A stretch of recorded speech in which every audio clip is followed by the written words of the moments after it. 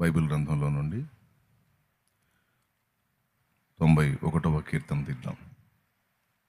91వ కీర్తన మొదటి వచనం నుంచి 91వ కీర్తన మొదటి వచనం నుంచి కొన్ని వచనాలు చూసుకుందాం. చూడండి. మహోన్నతుని చాటున నివసించువాడే, సర్వశక్తుని నీడను విశ్రమించువాడు. ఆయనే నాకు ఆశ్రయము, నా కోట, నేను నమ్ముకును నా దేవుడని నేను యెహోవాను గూర్చి చెప్పుచున్నాను. వేటకాని ఉరిలో నుండి ఆయన నిన్ను విడిపించును. వేటకాని ఉరిలో నుండి ఆయన నిన్ను విడిపించును. నాశనకరమైన తెగులు రాకుండా నిన్ను రక్షించును. ఆయన తన రెక్కలతో నిన్ను కప్పును. ఆయన రెక్కల క్రింద నీకు ఆశ్రయము కలుగును. చాలు. ఆయన సత్యము కేడెమును డాలునై ఉన్నది. చిన్న మాట ప్రార్థన చేసుకుని దేవుని సహాయాన్ని వేడుకుందాం.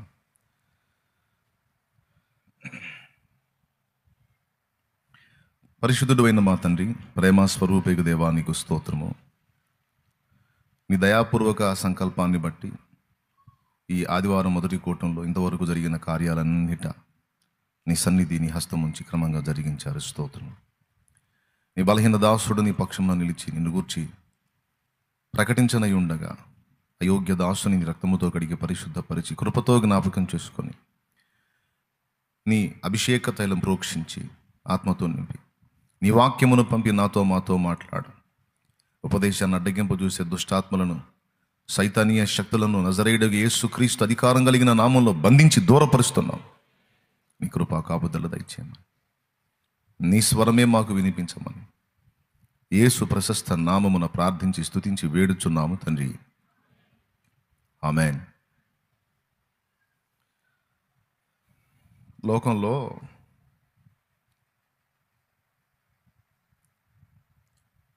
వేటనే వృత్తిగా చేసుకొని జీవించేటువంటి వ్యక్తులు కొంతమంది మనకి కనపడతారు. వేటనే వృత్తిగా చేసుకొని జీవించేటువంటి వ్యక్తులు లోకంలో మనకు కనపడతారు. వాళ్ళు చేపల వేటకు వెళ్తారు, కొంతమంది చేపల్ని వేటాడతారు వలలేసి, అవి తెచ్చుకొని అమ్ముకొని బ్రతుకుతూ ఉంటారు. వాళ్ళని జాలర్లు అంటారు, చేపలను వేటాడే వాళ్ళని. అలాగే కొంతమంది పక్షుల్ని వేటాడతారు. పక్షుల్ని వాళ్ళు ఏం చేస్తారంటే ఉచ్చులు పెడతారు, వాటిని ఉరులు అంటారు. ఈ కొంగలు, పక్షులు అడుగుల గుర్తులు చూసుకొని ఈ కాలువలు, నదుల ఒడ్డున పక్షులు తిరుగుతున్నప్పుడు వాటి అడుగులు గుర్తులు ఉంటాయి, వాటి కాళ్ళ గుర్తులు. ఆ గుర్తులను చూసుకొని అక్కడ ఉచ్చులు పెడతారు. అది అమాయకంగా దాని టయానికి అది వచ్చి వాలి ఏదో అక్కడ ఉన్న పురుగులు అవి తింటా ఉంటాయి. ఆ ఉచ్చులో కాలు ఇరుక్కున్నప్పుడు అక్కడే బందీ అయిపోయింది అది. ఒకవేళ రాత్రి వేళ వచ్చే పక్షులు అనుకో, ఇక అక్కడే ఆ కాలు ఇరుక్కొని తెల్లవారుదులు అక్కడే కొట్టుకొని అక్కడే ఉంటాయి. మళ్ళీ ఆ వేటగాడు వచ్చి, పక్షుల వేటగాడు వచ్చి ఆ ఉరులు తీసి వాటన్నిటినీ సంచిలో వేసుకుని వెళ్ళిపోతాడు బుట్టలో. పక్షుల వేటగాళ్ళు. అలాగే కొన్ని అటవీ ప్రాంతాల్లో గిరిజనులు ఉంటారు. కొన్ని ఏరియాల్లో అయితే వాళ్ళకి స్వేచ్ఛ ఉంది. ఇప్పుడు వేరే దేశాల్లో అయితే వాళ్ళకి వేటాడుకోవడానికి స్వేచ్ఛ ఉంది, మన దేశంలో అయితే లేదు. గతంలో ఉంది. జంతువుల్ని వేటాడతారు వాళ్ళు. ఈ బాణాలు తీసుకుంటారు, విల్లంబు బాణం తీసుకొని, అలాగే బడిసెలు ఉంటాయి, అలాంటివి తీసుకొని వాళ్ళు అడవికి పోతారు. అక్కడ ఉన్న లేళ్ళు, దుప్పులు, వాళ్ళు తినదగ్గ జంతువులు ఏవైతే ఉంటాయో అవి ఎక్కడెక్కడ తిరుగుతాయో వాటి గుర్తులను బట్టి వెళ్ళి వాటిని వేటాడుకుంటారు. ఇట్లాగా భూమి మీద 3 రకాల వేట. ఒకటి చేపల వేట, పక్షుల వేట, జంతువుల వేట. ఈ వేటతో జీవనాన్ని సాగించే వాళ్ళని వేటగాళ్ళు అంటారు. అయితే పక్షులు, చేపలు, జంతువుల్ని వేటాడే వాళ్ళని చూసాం, కానీ మనుషుల్ని వేటాడే వాళ్ళని మనం చూడలా.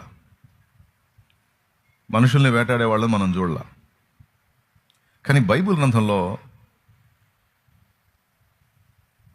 ఇద్దరిని గురించి దేవుని వాక్యం వేటగాళ్ళుగా ప్రస్తావించింది. వాటిలో మొట్టమొదటి ఆదికాండం 10వ అధ్యాయంలో ఆదికాండం 10వ అధ్యాయంలో మీకు దాదాపు అవగాహన ఉండొచ్చు. నిమ్రోదుని గురించి ఆ మాట రాస్తుంది. ఆదికాండం 10వ అధ్యాయము 8వ వచనం నుంచి చూడండి. కూషు నిమ్రోదును కనెను, అతడు భూమి మీద పరాక్రమశాలి అయ్యుటకు ఆరంభించెను. అతడు యెహోవా ఎదుట పరాక్రమము గల వేటగాడు. కాబట్టి యెహోవా ఎదుట పరాక్రమం గల వేటగాడైన నిమ్రోదు వలె అను లోకోక్తి కలదు. చూడండి, ఈ మాట 2 సార్లు రాశాడు. అతడు యెహోవా ఎదుట పరాక్రమము గల వేటగాడు, కాబట్టి యెహోవా ఎదుట పరాక్రమము గల వేటగాడైన నిమ్రోదు వలె అనే లోకోక్తి కలదు అన్నాడు. ఇతని గురించి వేటగాడు అనే ప్రస్తావన వచ్చింది. అయితే ఇక్కడ ఈ వేటగాళ్ళని, ఇప్పుడు చేపల వేట చేసేవాళ్ళని, పక్షుల వేట చేసేవాళ్ళని, జంతువుల వేట చేసేవాళ్ళని మనం చూస్తాం. అడవికి పోయినప్పుడు సాధు జంతువుల్ని వేటాడటానికి ప్రయత్నించే వేటగాళ్ళకి క్రూర జంతువులు కూడా ఎదురుపడతాయి. క్రూర జంతువులు వాటిని వేటాడతారు వాళ్ళు. ఎందుకు? లేకపోతే ఈడు చేస్తాడు. ఏ సింహమో, ఏ పెద్ద పులో ఏదో ఎదురుపడింది అనుకో, ఏ ఎలుగుబంటో ఎదురుపడింది అనుకో, ముందు వీడి ప్రాణాన్ని కాపాడుకోవడానికి వేటాడతాడు. అలా వేటాడే వాళ్ళని గురించి కూడా మనం వినున్నాం. పూర్వకాలంలో రాజులు కూడా ఈ పని చేసేవాళ్ళు. రాజులు ఎట్లా అంటే, గ్రామాల్లోకి పెద్ద పులి వచ్చింది, అక్కడ ఉన్న మనుషుల్ని తీసుకొని పోతుంది అని రాజుకు సమాచారం అందితే, రాజు పరాక్రమశాలి. రాజు బాధ్యత ఏంటంటే తనే వెళ్ళి పరివారాన్ని తీసుకొని ఆ జంతువును వేటాడి ప్రజల్ని కాపాడాలి. ప్రజలంతా వచ్చి మహారాజా మహారాజా ఇట్లా పెద్ద పులి మా ఊరి మీద పడి మనుషుల్ని తీసుకొని పోతుందయ్యా అని వాళ్ళు అడిగితే, మీరేం భయపడకండి అని రాజు అభయం ఇచ్చి రాజు వెళ్ళి వేటాడతాడు అన్నమాట. అట్లాగా అలా వేటాడి మనుషుల్ని కాపాడే వాళ్ళని పరాక్రమశాలి అంటారు. అంటే ఎవరు ధైర్యం చేసి వెళ్ళరు దాని ముందుకి. అది నరమాంసానికి అలవాటు పడింది, మనుష్య మాంసాన్ని తినడానికి అలవాటు పడినటువంటి జంతువు అనుకోండి. ఇక మనిషి కనపడితే అది భయపడదు. ఆహా, నాకు ఈ పూటకి ఫుడ్ దొరికింది అనుకుంటుంది. అలాంటి దాన్ని ఎదుర్కొని దాంతో పోరాడి చంపటం అంటే పరాక్రమం కావాలి. కాబట్టి రాజులను కూడా పూర్వకాలంలో ఈ వేట విషయంలో వాళ్ళు అవసరం ఉన్నా లేకపోయినా అడవికి వెళ్ళి వేటాడటం అనేది రాజులకి ఒక వాడుకగా ఉండేది. ఎందుకంటే అలవాటు పోకుండా. అప్పట్లో జంతువులు ఎక్కువ, క్రూర జంతువులు ఎక్కువ. అయితే ఇక్కడ అలా అలా పెద్ద పులిని చంపినా, లేకపోతే సింహాన్ని వేటాడి చంపినా, లేకపోతే ఇంకో దాన్ని చంపినా ప్రజలందరూ ఏమనేవాళ్ళు అంటే, అబ్బా మన రాజు పరాక్రమశాలి, మనందరినీ కాపాడేశాడు, నిజంగా ఎంత గొప్పోడు అని మీకు అక్కడ ఆ ఆర్ట్ కూడా చూపిస్తున్నాడు ఎలా జరిగేది ఏందనేది. అప్పటి కాలపు చిత్రాలు అనుకోండి. అతన్ని గొప్ప అనుకునేవాళ్ళు జనం. ఎందుకంటే ఊరి మీద పడి మనుషుల్ని చంపుతున్నటువంటి జంతువుని పరాక్రమంతో ఎదిరించి పోరాడి చంపేశాడు, మన రాజు ఎంత గొప్పోడు అని. సింహాన్ని చంపినందుకో, పెద్ద పులిని చంపినందుకో, ఎలుగుబంటిని చంపినందుకో, తోడేళ్ళని చంపినందుకో గొప్ప. జంతువులు మనుషులకు గొప్ప, ఆ జంతువుల్ని వేటాడిన వ్యక్తి మనుషులకు గొప్ప. కానీ నిమ్రోదుని గురించి యెహోవా ఎదుట పరాక్రమము గల వేటగాడైన నిమ్రోదు అన్నాడు. యెహోవా ఎదుట పరాక్రమము కలిగిన వేటగాడు నిమ్రోదు అన్నాడు. అంటే ఇప్పుడు నిమ్రోదు జంతువుల్ని వేటాడితే దేవుడికి ఏమన్నా గొప్ప? ఒకసారి ఆలోచించండి. నిమ్రోదు పెద్ద పులినో, సింహాన్నో, తోడేలునో, ఎలుగుబంటినో, మరి ఏ క్రూర జంతువునో వేటాడితే అది దేవుడికి గొప్ప, మనుషులకు గొప్ప? మీరేం చెప్పట్లా. పొద్దున్నేందో వేటతో మొదలు పెట్టాడు అనుకుంటున్నారు. ఇప్పుడు నేను వాక్యంతో మమ్మల్ని వేటాడతాడు, ఎంతసేపు వేటాడతాడేమో, ఆటాడతాడో వేటాడతాడో అని అనుకోవద్దు. ఒక విషయం చెప్పాలని ఈ మ్యాటర్ నేను మొదలు పెట్టాను. స్తోత్రం చెప్పండి అందరూ. ఇప్పుడు వేటాడి జంతువుల్ని చంపి ప్రజల్ని కాపాడితే ప్రజలకు గొప్ప. ఒక సింహం మీద ఒకడు పోరాడాడు అనుకో, ప్రజలకు గొప్ప, ఎందుకంటే ఎవరి చేత కాదు కాబట్టి. కానీ దేవుడికి గొప్ప అది. దాని గురించి దేవుడు, బా ఎంత పరాక్రమంరా వీడికి, ఎంత గొప్ప వేటగాడురా వీడు అని దేవుడు ఏమన్నా ఆశ్చర్యపోతాడా? మనకి సింహం అంటే భయం, కానీ ఆ సింహాన్ని సృష్టించిన వాడు ఆయన. మనకు ఎలుగుబంటి అంటే భయం, కానీ దాన్ని నిర్మించిన వాడు ఆయన. నీకు ముసలి అంటే భయం, కానీ దాన్ని నిర్మించిన వాడు ఆయన. నువ్వు ఏ జంతువుని చెప్తావో చెప్పు, దాన్ని నిర్మించిన వాడు ఆయన. ఏవైనా భూమి మీద మనుషులకు గొప్ప అవుతాయేమో కానీ అవి దేవునికి గొప్పగావు. వాటిని వేటాడేవాడు దేవుని దృష్టికి గొప్పగాడు. కానీ యెహోవా ఎదుట పరాక్రమము కలిగిన వేటగాడైన నిమ్రోదు వలె అనేటువంటి లోకోక్తి పుట్టింది అన్నాడు. ఎందుకని ప్రత్యేకంగా వాని వేటను గురించి మాట్లాడాడు అంటే, వాడు జంతువులను వేటాడి మనుషులను రక్షించేవాడు కాదు. దేవుని చేతులలో ఉన్నటువంటి, దేవుని క్రమములో ఉన్నటువంటి మనుషుల్ని వేటాడేవాడు వాడు. మనుషులంటే వాళ్ళ శరీరాలను కాదు. భయం మారిపోయింది, మళ్ళీ ఏం చేశారో ఏమో. నేను చెప్పనంత వరకు మీరు ఏది కదిలించకూడదు. పాట పాడేటప్పుడైనా, వాక్యం చెప్పేటప్పుడైనా. కదిలిస్తే చిన్నగా నాకు ఇబ్బంది అవుతుంది. అది పెంచితే మొత్తం విరిగిపోలా, చూసుకోవాలి. స్తోత్రం చెప్దాం అందరం. చెప్పండి, గట్టిగా చెప్పండి. ఎక్కడొచ్చాగాం ఏమో. వాడు మనుషుల మనస్సులను వేటాడేవాడు, నిమ్రోదు అనేవాడు. ఎంత చక్కగా వేటాడాడంటే, జలప్రళయానికి ముందు ఒక్క నోవహు కుటుంబం తప్ప మొత్తం చెడిపోయారు. ఆ చెడిపోయిన వాళ్ళందరినీ జలప్రళయం ద్వారా మొత్తం నిర్మూలన చేశాడు. నిర్మూలన చేసిన తర్వాత నోవహు నుంచి మళ్ళా జనములు ఉత్పత్తి అయినాయి. నోవహు కుటుంబం, షేము, హాము, యాపెతు అనే ముగ్గురు ద్వారా. జలప్రళయం అయిపోయిన తర్వాత వీళ్ళ ముగ్గురు నుంచి మళ్ళా భూమి మీద జనాంగాలు విస్తరించాయి. ఆ ముగ్గురు నుంచి వచ్చిన సంతానమే ఈరోజు ప్రపంచం అంతటా వ్యాపించి ఉన్న మానవ జాతి. ఆ ముగ్గురి సంతానమే. ఆ ముగ్గురికి తండ్రి ఎవరు? నోవహు. టోటల్గా మనందరం ఎవరు అంటే నోవహు సంతతి. నోవహు నుంచి షేము, హాము, యాపెతు వచ్చారు. వాళ్ళ నుంచి ఇప్పుడు భూమి మీద విస్తరించిన జనములన్నీ వచ్చినాయి. అయితే జీవము గల దేవుణ్ణి విసర్జించి శపితమైనటువంటి క్రియలు చేసిన కారణం చేత ఓర్వలేక, తట్టుకోలేక, సహించి ఉగ్రతను కుమ్మరించాడు. జలప్రళయం రప్పించాడు, మొత్తాన్ని నాశనం చేశాడు.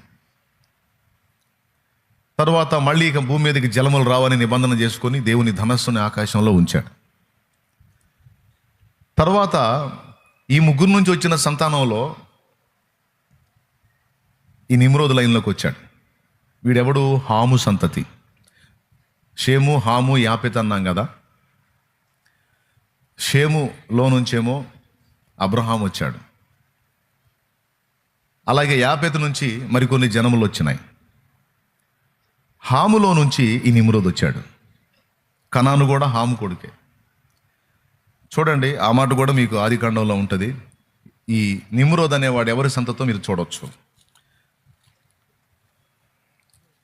జస్ట్ ఒకసారి గుర్తుపెట్టుకుంటారని నేను చెప్తున్నాను. 10:6 నుంచి చదువు. హాము కుమారులు కూషు, మిశ్రాయిము, పూతు, కనాను అనువారు. ఇంకా అక్కడ నుంచి మొదలుపెట్టి కూషు కుమారులు సెబ, హవీలా, సప్త, రాయామ, సప్తాక అనువారు. రాయమ కుమారులు షేబ, దదాను అనువారు. కూషు నిమ్రోదును కనెను.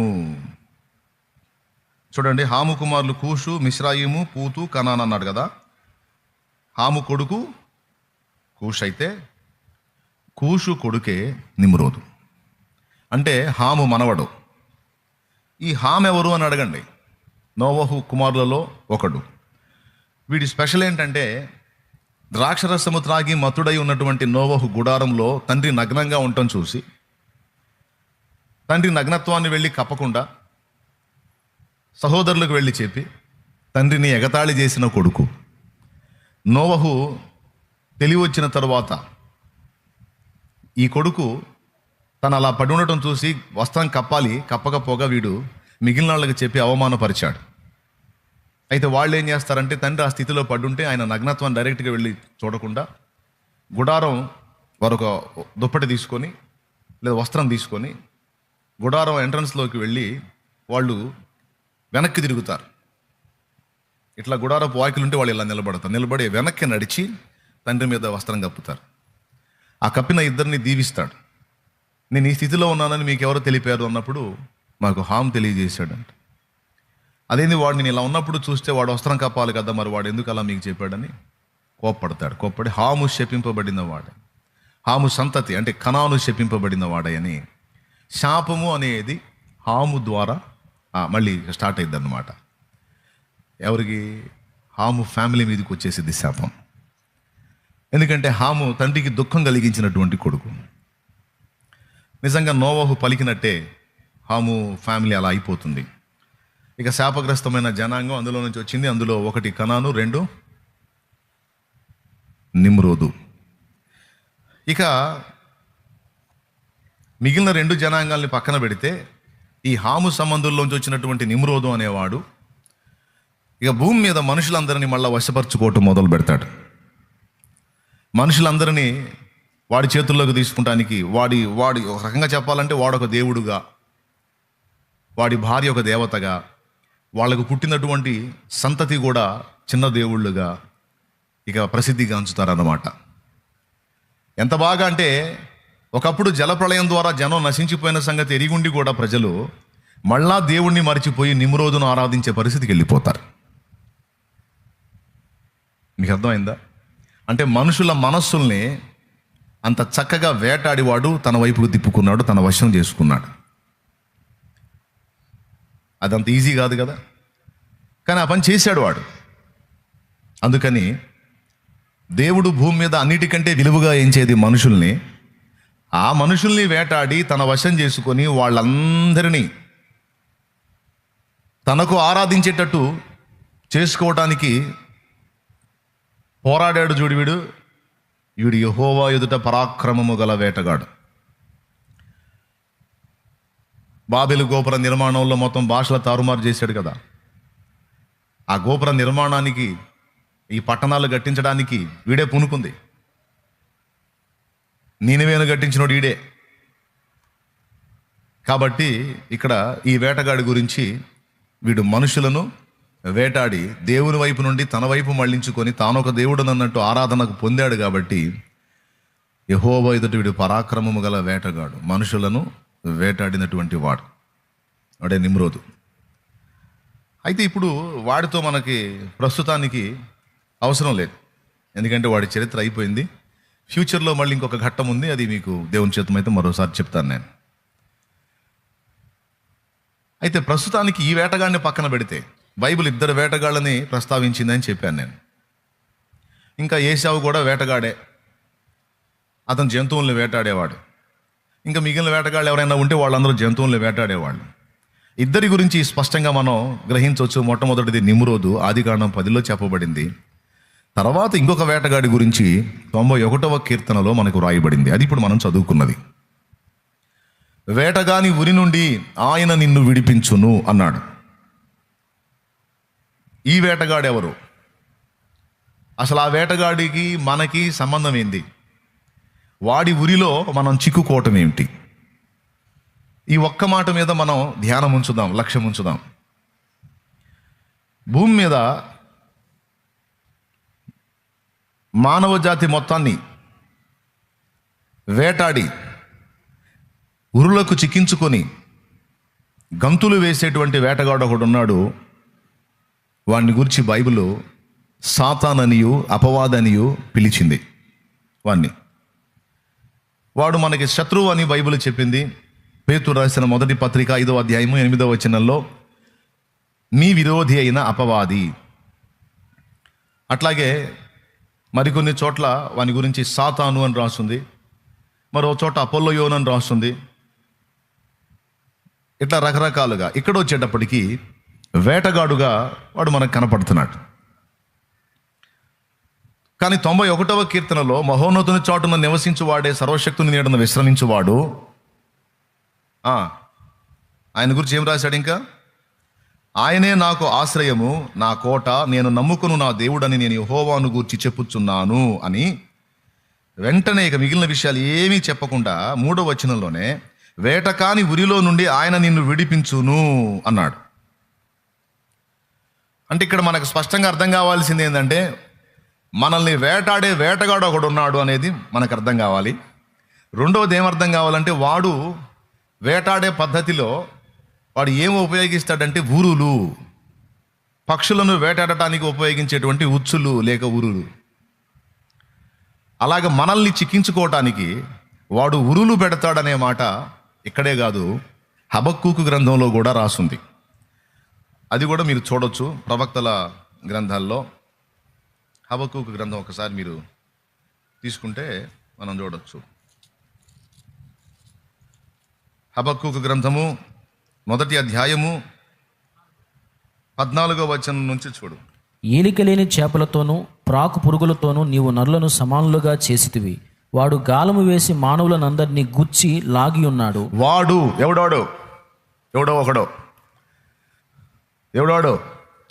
వాడు గాలము వేసి మానవులను అందరినే మానవులనందరినీ గుచ్చి లాగి ఉన్నాడు. అంతటితో ఆగల, ఉరులు ఒగ్గి ఉరులు ఒగ్గి చిక్కించుకొనుచున్నాడు.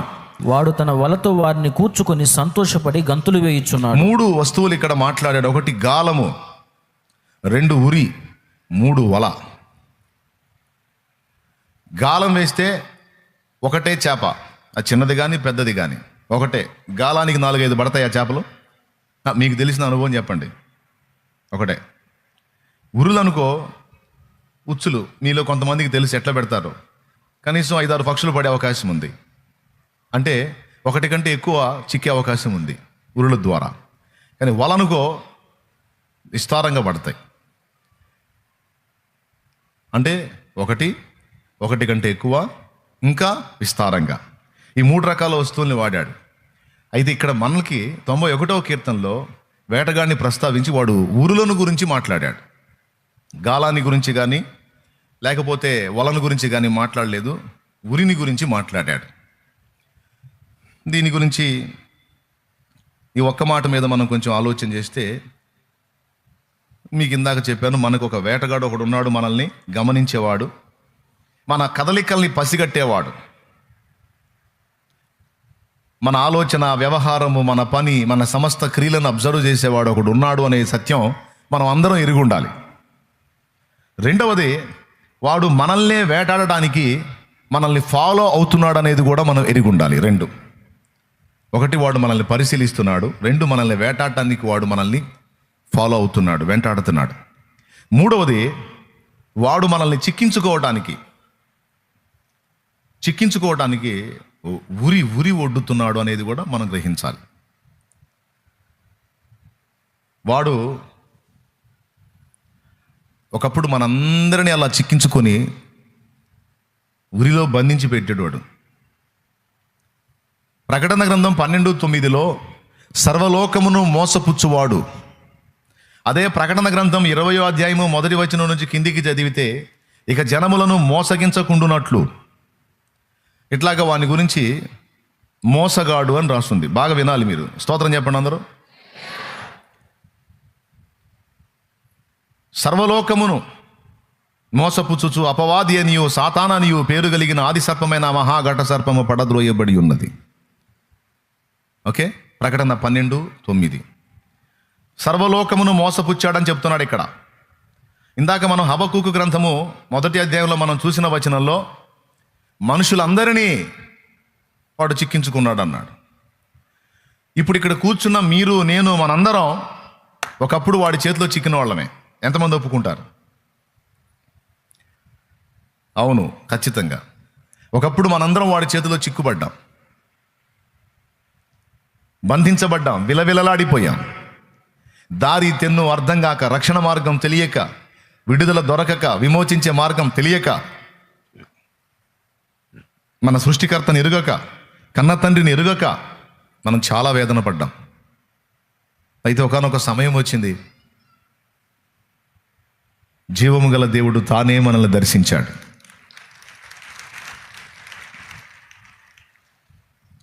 మీరు ఒక మాట చెప్పండి, వాడి ఉచ్చులో చిక్కుకున్న పక్షి తప్పించుకునే ఛాన్స్ ఉందా? ఉరిలో కాలు పడ్డ తర్వాత దాని నుంచి తప్పించుకునే ఛాన్స్ పక్షికుందా? దాదాపు లేదు. ఉరిలో కాలు పడకపోతే అది వేరే సంగతి. ఉరిలో కాలు చిక్కిందంటే మాత్రం ఫ్రై అయిపోయినట్టే. కావాలంటే పక్షులు వేటగాళ్ళు మీరు అడగండి. ఉరిలో కాలు పడిందంటే మాత్రం ఇంకా కదలదు, అది అడుగు కూర్చోటమే. వాడి ఉరిలో కూడా మనం ఇరుక్కున్నాం, కానీ మనం బయటపడిన పక్షులం, మనం విడిపించబడిన పక్షులం, కాపాడబడినటువంటి వ్యక్తులం. ఎవరో ఒక ఆయన వచ్చాడు, మహానుభావుడు, ఆ ఉరిని ఓపెన్ చేశాడు. అందులో చిక్కుబడిన నిన్ను నన్ను బయటికి తీసి స్వేచ్ఛగా వదిలేశాడు. పో. దాన్నే భక్తులు పాటల్లో పాడుకున్నారు. వేటగాని ఉరి నుండి నన్ను విడిపించిన కన్నికరా స్వరూపుడా, నా కన్నీటిని నాట్యముగా మార్చితివా. ఇలా చాలామంది భక్తులు పాటల్లో పాడుకున్నారు, ఆ ఉరులలో నుంచి నన్ను విడిపించావు. ఇంతకు వాడేసే ఉరులేంటి? ఆ ఉరులు ఎన్ని రకాలుగా ఉంటాయి? వాటి నుంచి మనం ఎలా తప్పించుకోవాలి అనే పాఠం ఇప్పుడు అవసరమా? అదేదో గతంలో వాడి ఊరిలో చిక్కుకున్నాం, దేవుడు దయచేసి విడిపించాడు, బయటపడ్డ తర్వాత ఇంకా వాడి గురించి ఎందుకు, వాడు ఉరుల గురించి మళ్ళీ మనకెందుకు, అయిపోయింది కదా అది అనే ప్రశ్న ఉత్పన్నమైంది ఇక్కడ. దానికి సమాధానం ఏంటంటే, అయిపోలా, వాడు వేట మానుకోలా. ఎన్ని పక్షులైతే ఇప్పుడు వాడి ఉరిలో నుంచి తప్పించబడ్డాయో, ఉరిలో చిక్కుకొని విలవిలలాడుతున్న పక్షుల్ని వాడు పట్టించుకోడు.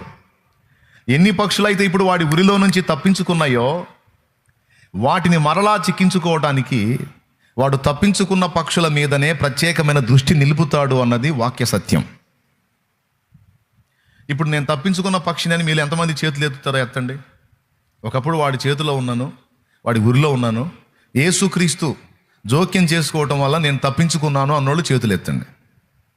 రైట్, మీకు అందరికీ స్పష్టంగా అర్థమవుతుంది, మీరు బాగానే వింటున్నారని నేను అనుకుంటున్నాను. నిజమే, అది తప్పించబడ్డారు, విడిపించబడ్డారు, కాపాడబడ్డారు, అయిపోయింది. అయితే మీరు పరమునకు ఎత్తబడ్డారా? భూమి మీదే ఉన్నారా? దేవుని రాజ్యంలోనికి అంటే పరలోక రాజ్యంలోనికి చేరారా? అక్కడికి షిఫ్ట్ అయ్యారా? భూలోక రాజ్యంలోనే ఉన్నారు, మనుషుల పరిపాలన కిందే ఉన్నారు, మీరైనా నేనైనా. ఇంకా ఎత్తబడ్డోడికి గొడవ లేదు, పైకి వెళ్ళిపోయినోడికి గొడవ లేదు. కానీ ఇంకా భూమి మీద ఉన్నాం చూడు, మనకు ఉంది తలకాయ నొప్పి ఇంకా. ఎందుకంటే వాటి ఉరిలో చిక్కుకున్నటువంటి వ్యక్తులను గురించి వాడు, ప్రజెంట్ చిక్కుకొని ఉన్న వ్యక్తుల గురించి వాడు ఆలోచించడు. ఎందుకంటే వాళ్ళ చేతిలో ఉన్నారు. ఇప్పుడు వాడి బాధ అంతా ఏంటంటే తప్పించుకున్న మన గురించి. వాడి చేతుల్లోంచి తప్పించుకున్నాం కాబట్టి మన మీద ప్రత్యేకంగా దృష్టి నిలిపి, అవసరమైతే వాడి ఉచ్చులన్నీ అక్కడ పడేసి తప్పించుకుని పోయే పక్షి వెంట పడ్డట్టు మన వెంట వాడు నిరంతరం పడతానే ఉంటాడు. ఇది స్పష్టంగా మనందరం గ్రహించాలి. ఇది ఒకరోజు వ్యవహారం కాదు.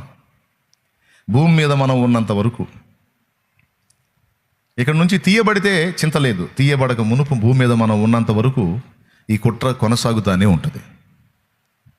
అయితే ఇక్కడ దేవుని అద్భుతమైన వాగ్దానం,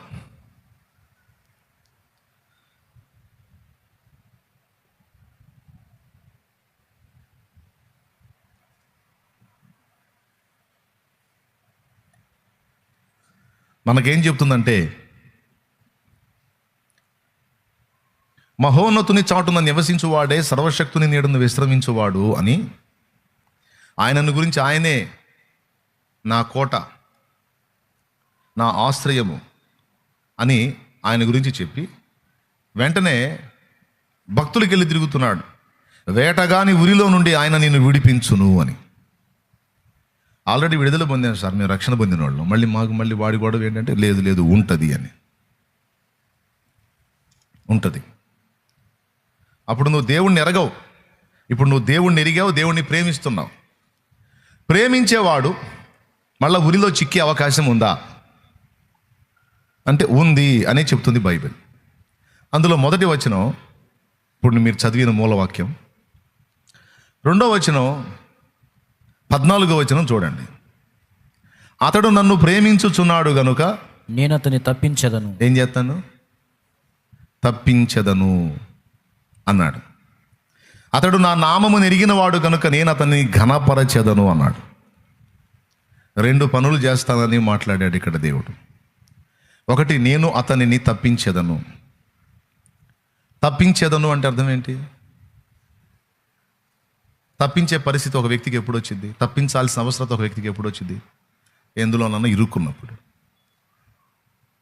ఏ బంధకాల్లోనన్నా చిక్కుబడ్డప్పుడు ఆ బంధకాలను తీసి అతన్ని తప్పించడం.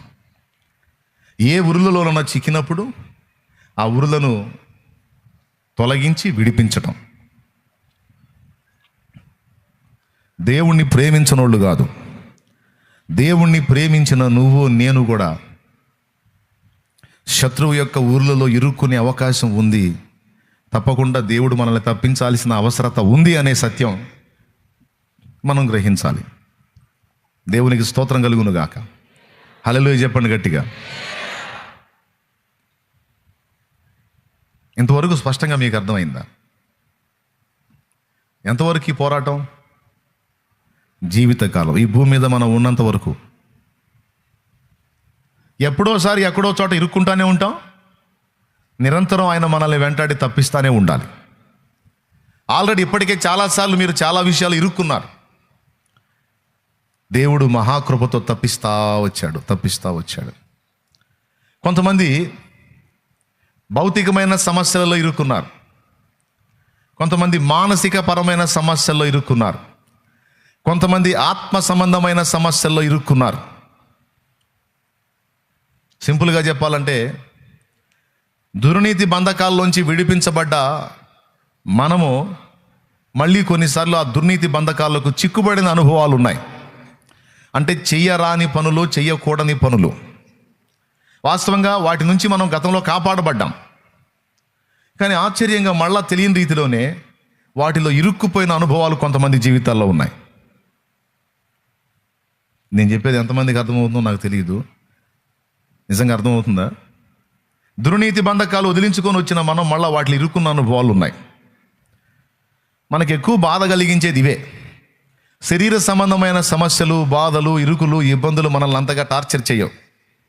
అవి ఉంటే ఉంది, పోతే పోయిందని ఒక దులిపేస్తే అయిపోయింది. కానీ మనల్ని, దేవుణ్ణి ప్రేమించే మనకు అత్యధికమైన క్షోభ కలిగించేవి అంటే దుర్నీతి బంధకాలు.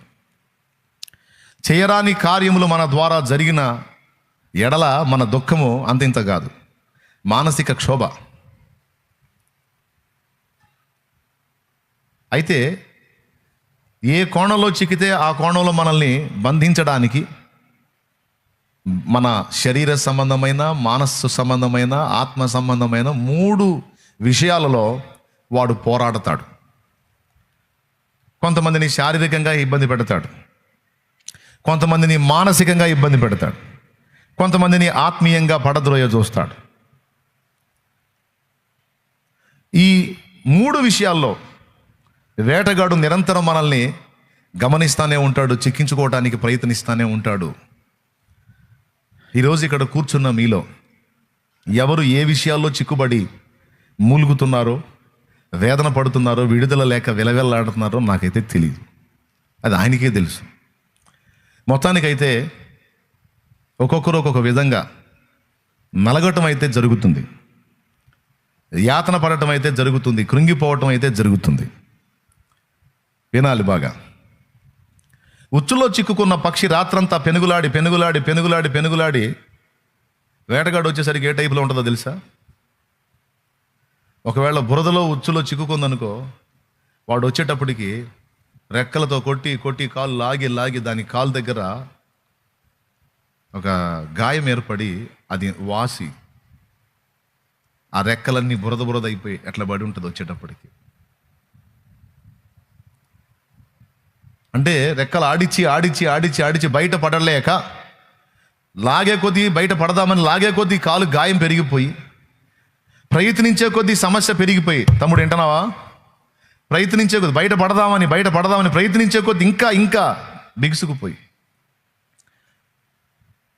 రెక్కలు కదలలేని స్థితిలో, కాళ్ళు కదలలేని స్థితిలో అలా పడిపోయి ఉంటుంది. ఆఖరికి వాడొచ్చి పట్టుకోపోయినప్పుడు కూడా కదలలేదు, ఇక ఏదో అట్లా అంటూ ఉంటుంది.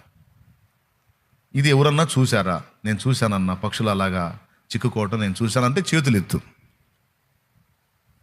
అదిగో, అంటే చాలామందికి సంగతి తెలుసు.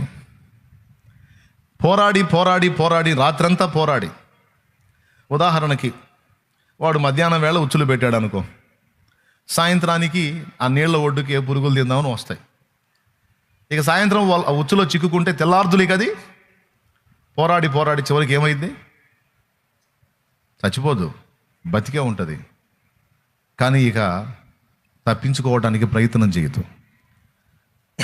నిరాశలోకి వెళ్ళిపోయింది. ఎందుకంటే ఎంత లాగితే అంత బిగుసుకుంటుంది.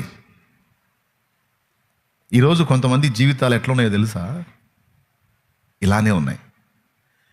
తాము ఎదుర్కొంటున్న ప్రతికూల పరిస్థితుల్లోంచి ఎంత బయటపడదామని ప్రయత్నిస్తే అంత బలంగా బిగుసుకుంటున్న పరిస్థితి. దాన్ని బట్టి కొంతమందికి ఆశలు చచ్చిపోయినాయి, వేస్ట్, ఇక మారదు నా పరిస్థితి. పోరాడి నాకు అలసట వచ్చేసింది. బయటపడదామని ఎంత బలంగా ప్రయత్నించినా అంత బలంగా నాకు ఉచ్చు బిగుసుకుంటుంది తప్ప నేను బయటపడే పరిస్థితి అయితే నాకు కనబడట్లేదు అని మన హృదయాలు వేదంతో ఉన్న పరిస్థితి దేవునికి తెలుసు, కొంతమేర నాకు కూడా తెలుసు. అవి 3 రకాలుగా, అవి శరీర సంబంధమైన ప్రాబ్లమ్స్ కావచ్చు, మానసిక సంబంధమైన ఒత్తిళ్ళు కావచ్చు, ఆత్మ సంబంధమైన విషయాలు కావచ్చు. పక్షి తెల్లవారుజాముకు వచ్చేటప్పటికి, సూర్యోదయం అయ్యేటప్పటికి, వాడు వెతుక్కుంటా వచ్చేటప్పటికి ఆ కాలు ఒకటి అట్లా వెనక్కి పెట్టి, ఒక కాలు ముందుకు పెట్టి, రెక్కలు ఇలా వాల్చి ఇంక తీసుకుపోరానని అప్పచెప్పుకుంటుంది. అలాగే కొంతమంది మనుషులను వాడు ఉచ్చులలో బిగించి నువ్వు ఎంత పోరాడినా బయట పడలేవు, నువ్వు ఎంత ప్రయత్నించినా నీ వల్ల కాదు, నువ్వు తిప్పల పట్టడం వేస్ట్, చిక్కావు నాకు, ఇంకా నీ వల్ల కాదు అని వాడు మనుషుల్ని చిక్కించుకోవటమే కాకుండా మనుషులతో మాట్లాడతాడు. వాడు పక్షితో వేటగాడు మాట్లాడితే పక్షికి అర్థం కాదు, కానీ మనిషితో మాట్లాడతాడు వాడు. డైరెక్ట్గా మన మనసులో ప్రేరణ పుట్టించవచ్చు, లేదా కొంతమంది వ్యక్తుల ద్వారా మనతో మాట్లాడవచ్చు. ఇక ఎంత ప్రయత్నించినా అంతే నీ బతుకు, నీ పరిస్థితి ఏమీ మారదు, నీ జీవితం అంతే, నీ బ్రతుకు ఇంతే అనే వ్యక్తుల ద్వారా మనల్ని కృంగదీయొచ్చు. కానీ మనం నిజంగా విడుదల లేని వారమేనా? మనకు ఆశ లేదా అంటే ఒక చిన్న పాయింట్ని ఆధారం చేసుకొని మనం విడుదల పొందగలము అనే నిరీక్షణ ఉంచవచ్చు. ఏమిటి ఆ పాయింట్ అంటే, నేను ఆయనను ప్రేమించుచున్నాను. నేను ఆయనను ప్రేమించుచున్నాను. నేను బంధకాల్లో ఉన్నా ఆయన్ని ప్రేమిస్తున్నాను, విడుదల ఉన్నా నేను ఆయన్ని ప్రేమిస్తున్నాను. నేను ఆయన లేకుండా బతకలేను.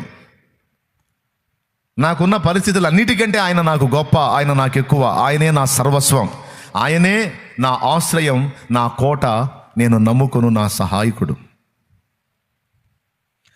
నాకు ఆయన అంటే ఇష్టం, ఆయన లేకుండా నేను లేను. నేను ఆయన వ్యక్తిత్వాన్ని ప్రేమిస్తున్నాను, నేను ఆయన్ని ప్రేమిస్తున్నాను.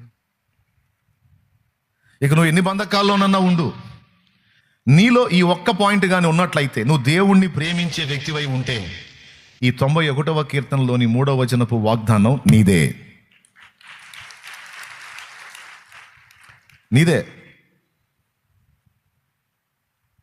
అదొక్కటి నిశ్చయమేనా? ఆ ఒక్క మాట చెప్పు నాకు. నేను దేవునిని ప్రేమించుచున్నాను, దేవుడు అంటే నాకు ఇష్టం, నా ప్రభు, నా యేసయ్య అంటే నాకు ఇష్టం అన్నోళ్ళు చేతులు ఎత్తండి. బాధలు, సాధలు, ఇరుకులు, ఇబ్బందులు, కష్టాలు, కన్నీళ్ళు, సరే పడుతున్నానో, లెగుస్తున్నానో, కూర్చుంటున్నానో, నిలబడుతున్నానో, మొత్తానికి అన్నీ నడుస్తున్నాయి. ఒకటైతే నిజం, నేను ఆయనని ఇష్టపడుతున్నాను, ఆయన్ని ప్రేమిస్తున్నాను, ఆయన లేకుండా బతకలేను అని ఎంతమంది ఒప్పుకుంటారో చేతులెత్తి. రైట్. ఆ లైవ్లో జూమ్లో కనపడుతున్న వాళ్ళు కూడా కొంతమంది చేతులు ఎత్తారు, కొంతమంది ఏమో పాపం వింటున్నారో వింటలేదో మొత్తానికి వచ్చారు లైవ్లోకి. సరే, మీ అందరూ చేతులు ఎత్తారు కనుక మీకు ఒక మాట చెప్తాను. ఏమని చేతులు ఎత్తారు మీరు? ఆయనను నేను ప్రేమిస్తున్నాను అని.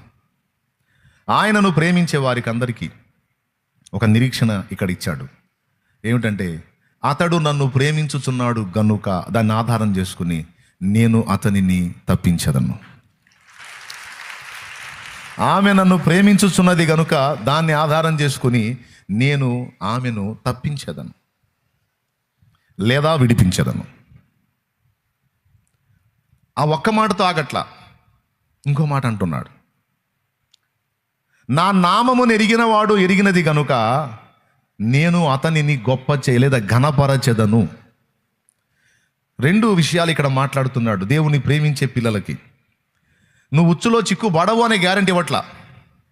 ఒకవేళ చిక్కు పడినా నేను నిన్ను విడిపిస్తాను అనేది మొదటి వాగ్దానం అయితే, విడిపించడమే కాదు, చిక్కుబడిన నిన్ను విడిపించి నేను నిన్ను ఘనపరచెదను అనే మాట కూడా ఆయన మాట్లాడుతున్నాడు. కొడితే గట్టి కొట్టు.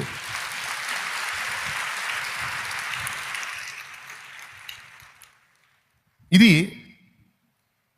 దేవుని ప్రేమించే వారికి దేవుడు స్పెషల్గా ఇచ్చినటువంటి రెండు విధములైన వాగ్దానం. అందుకే నేను చాలాసార్లు చెప్తాను, మళ్ళీ ఈరోజు కూడా చెప్తున్నాను. మేజర్గా మనం చూసుకోవాల్సింది ఒకటే, దేవుణ్ణి ప్రేమించే హృదయం మనకున్నదా లేదా?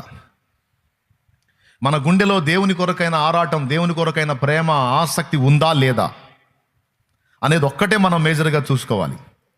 మన హృదయంలో దేవుని ఎడల ప్రేమ, దేవుని ప్రేమించే మనస్సు మనకుంటే, ఇక నువ్వు ఏ బంధకాల్లో ఉన్నా ఆ బంధకాల నుంచి నిన్ను విడిపించి నిశ్చయముగా ఆయన నిన్ను ఘనపరచగలడని నేను చెప్పట్లా. ఇక్కడ 91వ కీర్తనలో దేవుడే మాట్లాడాడు. బైబిల్ గ్రంథంలో కొంతమంది జీవితాలు ఇందుకు మంచి సాక్ష్యంగా ఉన్నాయి. కొన్ని పరిస్థితులను బట్టి కొంతమందికి నిరాశ వచ్చింది, నిస్పృహ వచ్చింది, ఇక విడుదల లేదు మనకి అనేటువంటి వేదన వచ్చింది.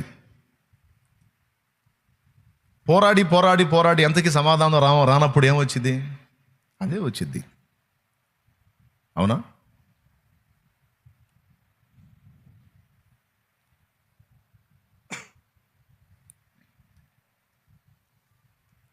ఒక కుర్రోడు జైల్లో పడ్డాడు. ఒక కుర్రోడు పాపం అన్యాయంగా జైలు పాలయ్యాడు. నేరం చేసి కాదు, ఏమి ఎరగని స్థితిలో జైలు పాలయ్యాడు. ఓ రోజు గడిచింది, 2 రోజులు గడిచింది, 3 రోజులు గడిచింది, వారం గడిచింది, నెల గడిచింది. స్టార్టింగ్లో నన్ను జైలుకి అప్పగించినటువంటి యజమానుడు ఆలోచిస్తాడేమో, పశ్చాత్తాపడతాడేమో, నిజం తెలుసుకుంటాడేమో, నన్ను విడిపిస్తాడేమో ఆశ. ఎందుకంటే అతనికి జైలుకి అప్పజెప్పినటువంటి యజమానుడు తప్ప అతనికి ఇంకెవరూ లేరు. తల్లిదండ్రులకు దూరం అయిపోయాడు. నా అన్న వారెవరు, అతని పరిస్థితులు పట్టించుకునే వారు ఎవరు లేరు. ఒక రకంగా చెప్పాలంటే దిక్కు లేనివాడు, ఎవరు లేని ఒంటరి. యజమాని ఎంతో ప్రేమించేవాడు అతన్ని, కానీ ఒకరోజు నిష్కారణంగా ద్వేషించి జైలుకి అప్పచెప్పాడు. కానీ ఈ అబ్బాయి మనసులో, యవనస్తుడి మనసులో దేవుని ఎడల అధికమైనటువంటి ప్రేమ ఉంది. దేవుని ఎదుట క్రమంగానే జీవించాలి, దేవునికి ఇష్టం లేని విధంగా నేను ఉండకూడదు, దేవునికి అన్ని విధాల ఆమోదయోగ్యంగానే నేను బతకాలని తన బ్రతుకుని నియంత్రించుకోవడంలో సఫలుడైన వ్యక్తి. పాపం 1 నెల, 2 నెలలు, 3 నెలలు, 4 నెలలు, సంవత్సరానికి వచ్చాడు.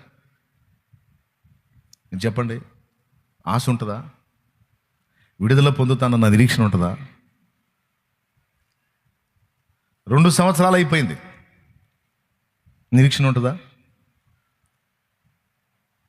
ఇంకా ఆశ లేదు. నన్ను ఎవరూ విడిపించరు, ఇక నా బ్రతుకు ఇక్కడ ఈ చెరసాలలోనే.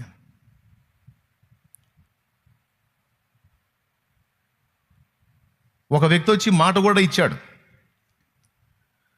నేను బయటికి వెళ్ళినాక నీకు బెయిల్ కోసం అప్లై చేస్తాను,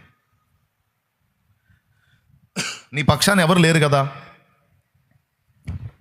నేను నిన్ను విడిపించడానికి ప్రయత్నం చేస్తానని అతను మాట ఇచ్చాడు. కానీ బయటికి వెళ్ళిన తర్వాత అతను మర్చిపోయాడు. ఇంక ఇతనికి ఏ మాత్రం కూడా నిరీక్షణ లేదు. కానీ ఒకరోజు ఒక నూతన శుభోదయంలో అతనికి ఒక పిలుపు వచ్చింది. అది ఎక్కడి నుంచి వచ్చిందో తెలుసా? డైరెక్ట్గా ఆ దేశాన్ని ఏలేటువంటి రాజు దగ్గర నుంచే ఆ పిలుపు వచ్చింది. జైల్లో ఉన్నోడికి రాజు సముఖానికి ఆహ్వానం వచ్చింది. చాలా ఉదయాలు చూశాడు, సూర్యోదయాలు చాలా చూశాడు. కానీ ఎన్ని సూర్యోదయాలు చూసినా అవన్నీ మార్పు లేని సూర్యోదయాలు. కానీ ఆ ఉదయం ఒక నూతనమైనటువంటి ఉదయంగా తన జీవితంలో మారిపోయింది. ఒకరోజు పొద్దు పొడిచింది అంటే దేవుడు ఒక నిరీక్షణను గురించి మనతో మాట్లాడుతున్నాడు.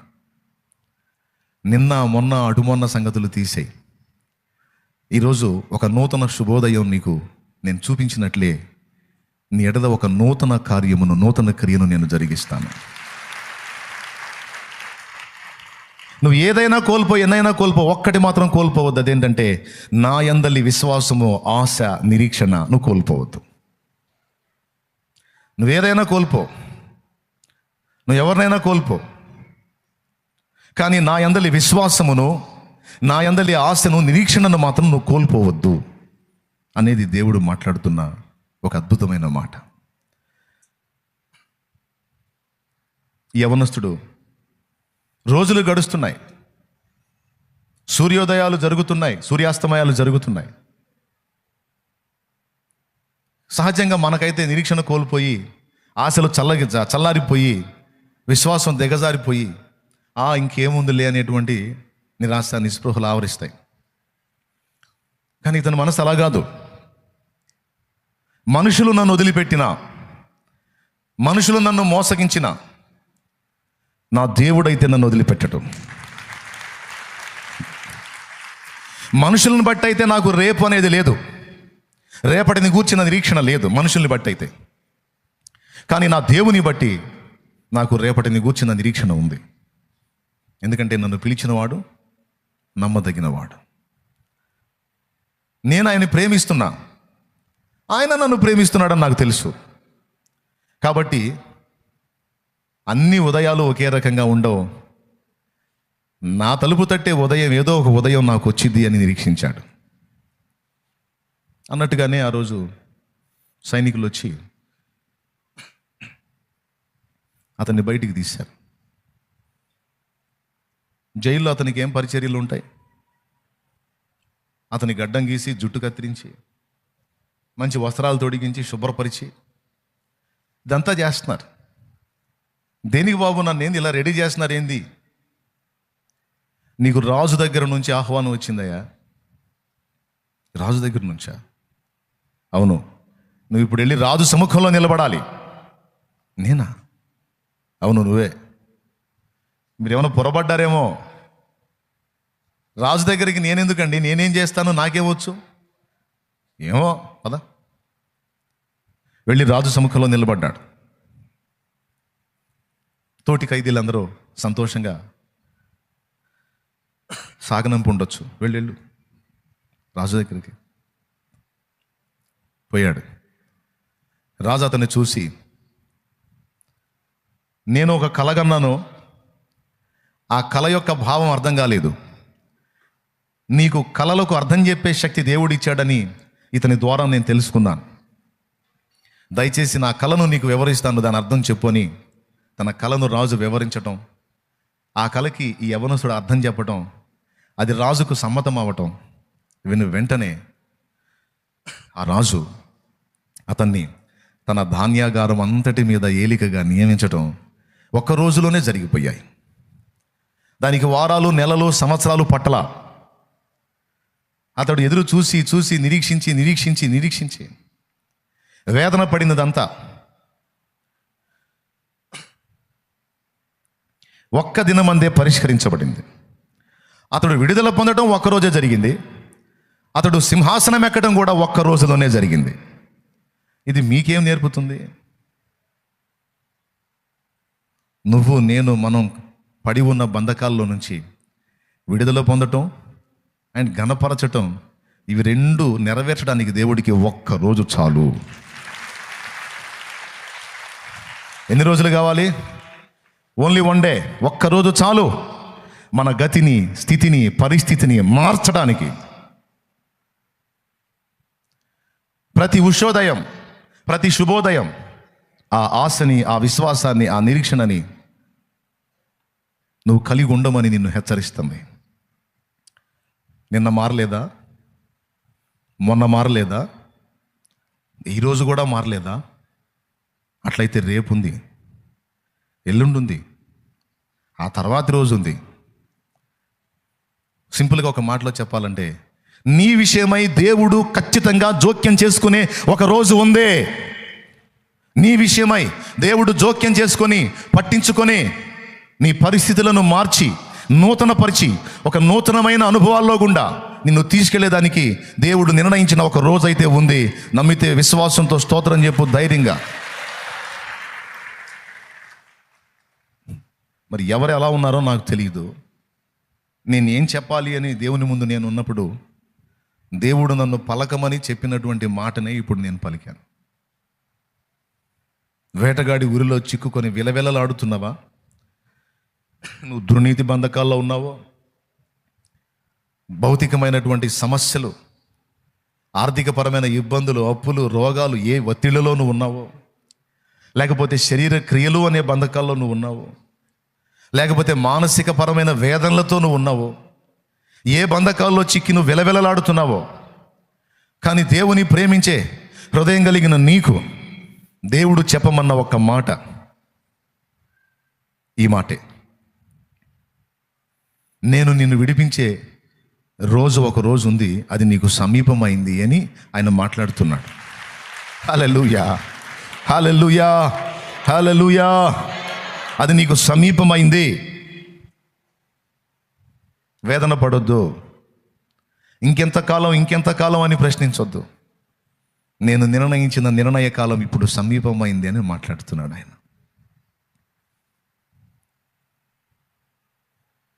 నేను చెప్తున్నాను,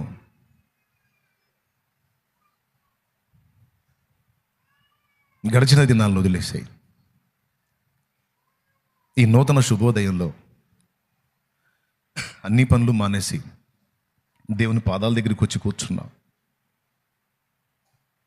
ఈ ఉదయం దేవుని రెక్కల కిందకు వచ్చి కూర్చున్నావు. దేవుని ప్రేమించి దేవుడు నీతో మాట్లాడుతున్నాడు. నిన్నటి వదిలేసే, మొన్నటి వదిలేసే, ఈరోజు నేను క్రొత్తగా ప్రారంభించు. ఈరోజు నీ నూతనంగా నువ్వు మొదలుపెట్టు. ఎందుకంటే ఇది నీకు పాత రోజు కాదు, ఇది క్రొత్త రోజు.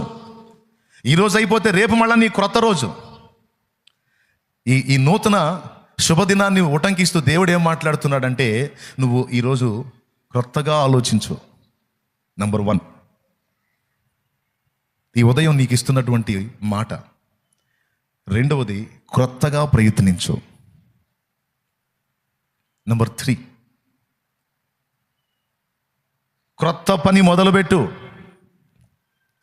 క్రొత్తగా ఆలోచించు, క్రొత్తగా ప్రయత్నించు, క్రొత్త పని మొదలుపెట్టు. అంతేకాదు, దేవుణ్ణి కలుసుకునే విషయంలో కూడా ఈరోజు నూతనంగా కలుసుకో. ఒక నూతన దినం మన విషయాలన్నిటినీ నూతన పరచమని చెప్తుంది. ఒక నూతన శుభోదయం మన సంగతులన్నిటినీ నూతన పరచమని చెప్తుంది. కొంతమంది మొన్నల్లో బతుకుతారు, కొంతమంది నిన్నల్లో బతుకుతారు, కొంతమంది రేపట్లో బతుకుతారు.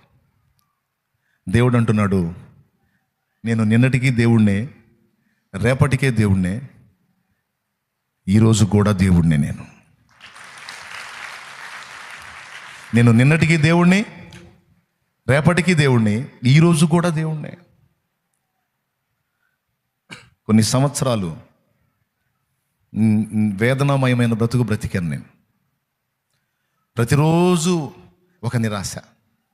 పొద్దు పొడిచిందా, తెల్లారిందా, పొద్దు గుంకిందా, అయిపోయిందా,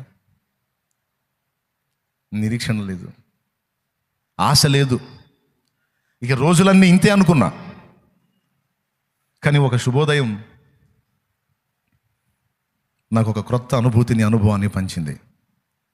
ఏమిటి ఆ రోజు స్పెషల్ అంటే, జీవం గల దేవుడు ఆ రోజు నన్ను దర్శించాడు. అన్ని రోజుల్లాగే ఆ రోజు అనుకున్నా, అన్ని రోజులు మారని రోజులు కదా, ఆ రోజు కూడా మారని రోజే. అన్ని రోజులు నిరాశ నిస్పృహలతో నిండిన రోజులు కదా, ఆ రోజు కూడా అలాంటి రోజే అనుకున్నా. కానీ ఆ రోజు నా జీవితం ఒక ఆశ్చర్యకరమైన మలుపు తిరిగే రోజుగా మారిద్దని నేను ఊహించాల. ఇక అక్కడి నుంచి ప్రతిరోజు ఒక నూతన శుభోదయం, ఒక నూతనమైన ఒరబడి, ఒక నూతనమైన ఆలోచన, ఒక నూతనమైన ప్రయాణం, ఒక నూతన క్రియ. ఏ రోజు ప్రభువు నన్ను దర్శించిన ఆ రోజు నుంచి ఈ రోజు వరకు, అప్పటి నుంచి ఇప్పటిదాకా ఇక నిరాశ నిస్పృహలో ఇక ఇది ఇంతే, ఇది మారదు, ఇక ఇది జరుగుతానే ఉంటుందనే ప్రశ్న లేదు. ప్రతిరోజు నూతనంగానే జరుగుతుంది. మన దేవుడు నిత్య నూతనుడు. మన దేవుడు ఎప్పుడు కొత్తగానే ఉంటాడు మనకి. అట్లాగే మన ఎడల ఆయన కార్యాలు కూడా ఎప్పుడు నూతనమైనవిగా ఉండాలని ఆయన ఆశిస్తూ ఉన్నాడు. ఆయన విషయమై మన ఆలోచనలు కూడా నూతనమైనవిగా ఉండాలని ఆయన కోరుతున్నాడు. మీలో ఎంతమందికి అర్థమైందో ఏమో నా శోభ, ఏమన్నా అర్థమైందా? సింపుల్గా ఒక మాటలో చెప్పాలంటే ఇదే విషయం. ఈ శుభోదయాన దేవుడు ఒక నిరీక్షణను నీకు ఇస్తున్నాడు. నేను నీకు నిర్ణయించినటువంటి దినము సమీపమైంది. అది నీ విడుదల దినం, నిన్ను విమోచించే రోజు. నీ ఎడల ఆశ్చర్యమైన కార్యాలు, నేను దాచి ఉంచిన విషయాలన్నిటినీ నీ ఎడల నెరవేర్చే రోజు. నువ్వున్న ఆ బంధకాల్లోంచి నేను నిన్ను విడిపించే రోజు. వరుస క్రమంలో వచ్చే రోజులలో అది ఒక రోజు అయి ఉండబోతుంది. నువ్వు నమ్ము, ధైర్యం తెచ్చుకో, నిబ్బరం కలిగి ఉండమా. ఎందుకో తెలుసా? నువ్వు నన్ను ప్రేమిస్తున్నావు. అంతకంటే ముందు నేనే నిన్ను ప్రేమించాను. నా ప్రేమ నెరిగి నువ్వు నన్ను ప్రేమిస్తున్నావు గనుక నా వాగ్దానాలు నీకే. నన్ను ప్రేమించుచున్నావు గనుక నేను నిన్ను తప్పిస్తాను. భయపడద్దు. ఎలా అనే ప్రశ్న నాకు వేయొద్దు. నేను తప్పిస్తాను, నీకెందుకు, నువ్వు ధైర్యంగా ఉండు. 2, తప్పించడమే కాదు, విడిపించడమే కాదు, నీ తలనెత్తి నేను నిన్ను ఘనపరచబోతున్నాను. నీ తలనెత్తి నేను నిన్ను ఘనపరచబోతున్నాను. అనేకుల ఎదుట నేను నిశ్చయముగా నిన్ను గొప్ప చేయ మొదలుపెట్టేదను. నిందపాలై కృంగిపోయిన నిన్ను నీ నీతి సూర్యుని కాంతి వలె తేజరిల్లేటట్లు నేను చేయబోతున్నాను. నిరాశను వదిలే, నిస్పృహను వదిలే. నువ్వు రహస్యమందు ఏడ్చే ఏడ్పు, నువ్వు రహస్యమందు కార్చే కన్నీళ్ళు, నీ గుండెలో రహస్యమందు నువ్వు పడే మనోవేదన, నాకు తెలుసు నా కుమారి, నాకు తెలుసు నా కుమారుడు అని దేవుడు మాట్లాడుతూ ఉన్నాడు. అది దేన్ని బట్టో నాకు తెలియదు. కొంతమంది కళ్ళల్లో నీళ్ళు రావు, కానీ గుండెల్లో వేదన. ఆ వేదంతోనే తిరుగుతూ ఉంటారు. ఏడిస్తే అది ఒక చిన్నతనంగా ఉంటుంది, ఎందుకు లేని ఆ ఏడుపును అణుచుకొని ఆ గుండెల్లో ఆ భారాన్ని పెట్టుకొని తిరుగుతూ ఉంటారు. దేవుడు మాట్లాడమంటున్న మాటలు. కొంతమంది అయితే బయటపడి ఏడ్చుకుంటూ ఉంటారు. కొంతమంది ఎవ్వరికి తెలియని ప్రదేశాల్లో కూర్చొని ఏడ్చుకుంటారు. ఎవరెవరు ఎక్కడ ఎలా విలపిస్తున్నారో, ఏ బంధకాల్లో చిక్కుకొని విలవెల్లాడిపోతున్నారో నాకు తెలియదు, నా దేవునికి తెలుసు. కానీ ఈ శుభదినాన, ఈ శుభోదయాన నా దేవుడు ఇస్తున్న మాట, నీవు నన్ను ప్రేమించుచున్నావు గనుక నేను నిన్ను తప్పిస్తాను. అంతేకాదు, నేను నిన్ను ఘనపరుస్తాను. అంతేకాదు, ఇంకా చాలా మాటలు ఉన్నాయి. నీవు నన్ను ప్రేమించుచున్నావు గనుక నన్ను ప్రేమించు వారిని ఆస్తికర్తలుగా నేను చేతును. దరిద్రులుగా ఉంచను, దరిద్రులుగా ఉంచను, శాపగ్రస్తులుగా ఉంచను, వారిని సమృద్ధి గలవారుగా, ఆస్తికర్తలుగా నేను చేతును అంటాడు సామెతల్లో. చూస్తారా? జ్ఞానమై ఉన్న యేసు మాటలు అవి.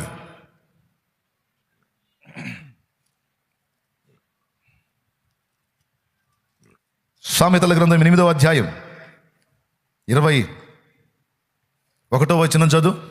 నన్ను ప్రేమించు వారిని ఆస్తికర్తలుగా చేయుదును, వారి నిధులను నింపుదును. దరిద్రులుగా ఉంచను. వారు జ్ఞానం విషయంలో ఐశ్వర్యవంతులై ఉంటారు. వారు భౌతిక, మానసిక, ఆత్మీయ విషయములలో ఐశ్వర్యవంతులుగా ఉండునట్లు నేను చేస్తాను. ఎందుకంటే వారు నన్ను ప్రేమిస్తున్నారు. హల్లెలూయా. ఇంకేం చెప్పాడు? ఇది మూడవది. మొదటి మాట ఏమిటి? విడిపిస్తాను. రెండోది ఏమిటి? గొప్ప చేస్తాను, ఘనపరుస్తాను. మూడోది ఏమిటి? ఆస్తికర్తలుగా చేసి వారి నిధులను నింపుతాను, వారి కరువుని నేను తొలగిస్తాను అని మాట్లాడుతున్నాడు. భౌతికంగా కరువుతో అల్లాడుతున్న వాళ్ళు ఉన్నారు. దేవుడు దాన్ని కూడా తీసేస్తాను అంటున్నాడు. ఏ రోజుకు ఆ రోజు పక్షులు బతికినట్టే నీకు ఆ పరిస్థితి ఉండదు. ఆ కరువు తొలగించి అనేకుల కడుపులు నింపేటట్టు నేను నిన్ను ఆశీర్వదిస్తానని నేను మాట్లాడుతున్నాడు. యోసేపు ద్వారా ఈ 3 చేశాడు. బంధకాల్లోంచి యోసేపును విడిపించాడు. రాజు సముఖంలో అతన్ని గొప్ప చేశాడు. అతని ద్వారా ధాన్యం భద్రపరిచి 7 సంవత్సరాల కఠినమైన కరువులో ప్రజల కడుపులు నింపేటట్టు యోసేపును దీవించాడు. కొట్టో.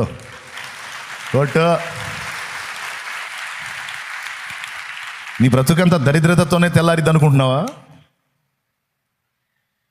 బంధకాల్లోనే అయిపోయింది అనుకుంటున్నావా? అధోగతిలోనే అంతం అనుకుంటున్నావా? అయినా పర్వాలేదు ప్రభువా నీకు స్తోత్రం అనగలిగే మనసు నీకుందా? ఆయన అంటున్నాడు, నీవున్న పరిస్థితుల్లోంచి, ఆ బంధకాల్లోంచి నేను నిన్ను బయటికి తీసుకొస్తాను. నీవు పడి ఉన్న ఆ మరణ పడకలో నుంచి నేను నిన్ను లేపుతాను. నీవు పడి ఉన్న ఆ పాపిష్టి స్థితిగతుల నుంచి నేను నిన్ను వెలుపలికి తీసుకొస్తాను. ఇది నీ బలాన్ని బట్టి కాదు, నా బలాన్ని బట్టి నేను చెప్తున్నాను. ఒకప్పుడు జైల్లో చాలని కూడు తిన్న యోసేపు ఇప్పుడు ఏం చేశాడు? ఎంతమంది కడుపులు నింపాడు నీకు తెలుసా? ఐగుప్తు ప్రజలు బతికున్నారు అంటే ఆ 7 ఏళ్ల కరువులో యోసేపు పుణ్యమే. ఆఖరికి యోసేపును అమ్ముకున్న అన్నలు, తండ్రి, కుటుంబం అంతా బతికిందంటే కారణం ఎవరో తెలుసా? యోసేపే. తిట్టారు, తన్నారు, చంపబోయారు, అమ్ముకున్నారు.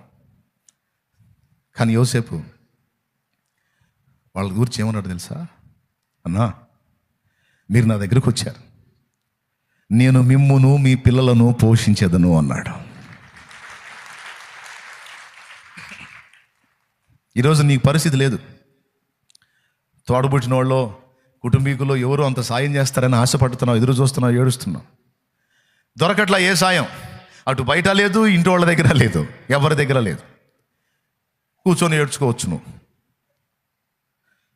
కానీ దేవుని వాగ్దానం, వాళ్ళకి నీవు దేహి అంటం కాదు, నేను నిన్ను సమృద్ధిగా ఆశీర్వదించి నీ చేతులతో వారికి ఇచ్చేటట్టు నేను నిన్ను ఆశీర్వదిస్తున్నాను అంటున్నాడు ఆయన. గుర్తుపెట్టుకో, ఈరోజు ఈ ఆదివారం దేవుడు నీకు ఇస్తున్న ఈ వాగ్దానాల సంపదని గుర్తుపెట్టుకో. రాసుకో, డేట్ వేసి రాసుకో. నా తండ్రి ఈవేళ నాతో మాట్లాడాడు.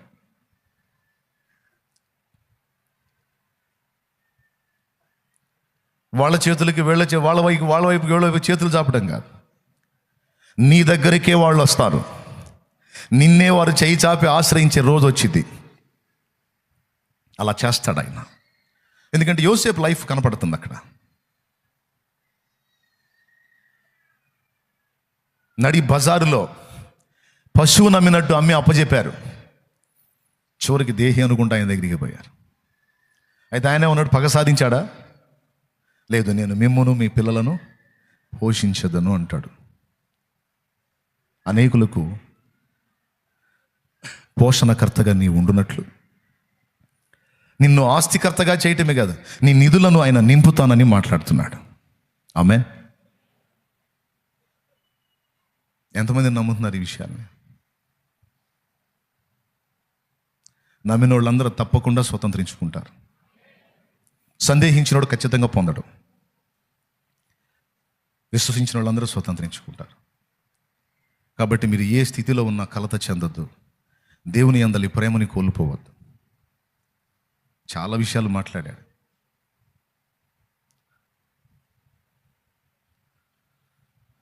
నీకు కీడుకరంగా ఉన్న పరిస్థితులు కూడా నీ మేలుకే వచ్చేటట్టు నేను మారుస్తాను అంటున్నాడు ఆయన. నీ మేలుకు వచ్చేటట్టు నేను మారుస్తాను అంటున్నాడు. రోమాపత్రిక 8:28. దేవుని ప్రేమించు వారికి, అనగా ఆయన సంకల్పము చొప్పున పిలువబడిన వారికి మేలు కలుగుటకై సమస్తమును సమకూడి జరుగుచున్నవని. మేలుకే వస్తాయి. నువ్వు ప్రజెంట్ ఎదుర్కొంటున్న ఇబ్బందులన్నీ, ఈ శోధనలన్నీ, ఈ వేదనలన్నీ, ఈ మనోదుఖం, ఈ కలత, ఈ కన్నీళ్లు, ఈ అవమానాలు, ఈ పడటాలు, లేవటాలు, ఈ తొట్టుపాట్లు, ఈ గలిబిలి అంతా కలిసి నీ మేలుకే వచ్చిదే. నీ మేలుకే కాదు, నీ ద్వారా అనేక మంది మేలుకు వచ్చింది. ఎందుకంటే నువ్వు ఆయన్ని ప్రేమిస్తున్నావు. ఇది నీ అర్హత. ఏం చేస్తున్నావు? నువ్వు ఆయన్ని ప్రేమిస్తున్నావు. అంతేనా? ఇంకా ఉంది. నేను నీకు జీవ కిరీటం ఇచ్చేదని అంటున్నాడు.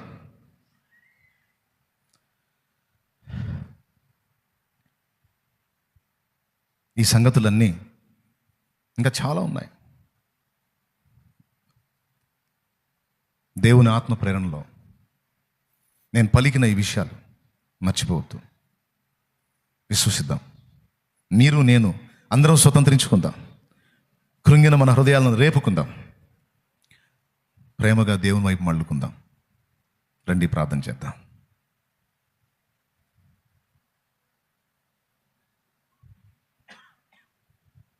ఇప్పటి వరకు జరిగిన కార్యాలు ఒక ఎత్తు, ఇక ముందు నీ జీవితంలో నా దేవుడు చేయబోతున్న కార్యాలు మరో ఎత్తు.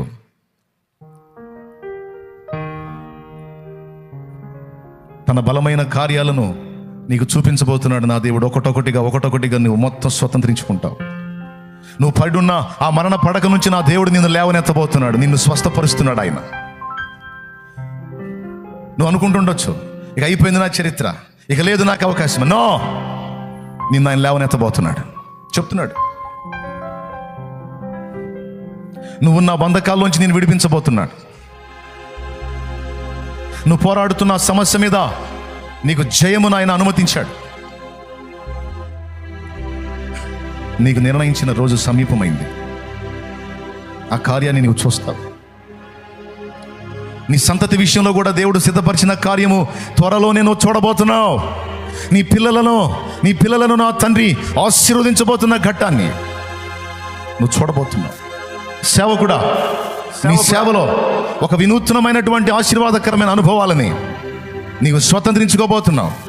నూతనమైన క్రియలను నీ పరిచర్యలో నా దేవుడు చేయడం నువ్వు చూడబోతున్నావు.